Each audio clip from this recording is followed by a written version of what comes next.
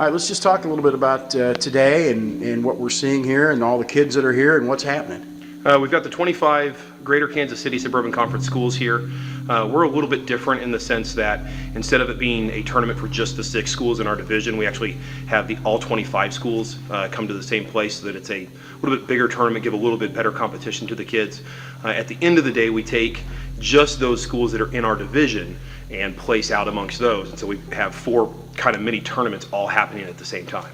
Well, that explains why the hallways are filled with kids. How many kids do we have here? I would estimate upwards of 400 today and probably another 400 tomorrow, debaters. How exclusive or big of an honor is this for Grandview to host this event? It's the first time we've hosted it in my tenure here, which is 10 years. It kind of rotates from school to school so that we can all kind of experience it and it not all just fall on one person.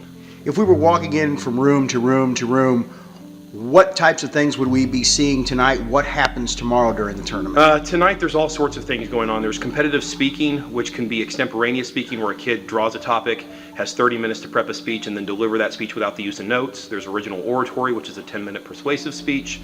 There is interpretation events, which is basically competitive acting. There's prose and poetry reading, where they have a book and actually read out of it and interpret that reading. A couple other events as well. Tomorrow's events are debate events, and so there's 3 different styles of debate: policy debate, Lincoln Douglas debate, and public forum debate.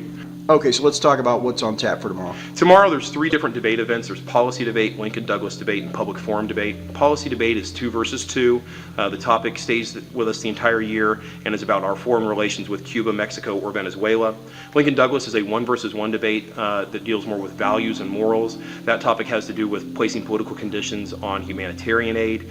And public forum debate is 2 versus 2. That topic changes every month, and it's kind of more of an overview debate. This month we're talking about Section 4 of the Voting Rights Act and whether or not the Supreme Court decided that correctly. When you walk through the hallways, the competitors are really very intense. They're very focused on their work. Talk about the work ethic that goes in not only for students in the other 24 schools, but the Grandview students who participate in speech and debate.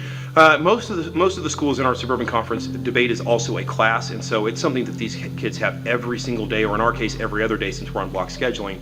And they've been working on it since we started school in August. Competition started in October.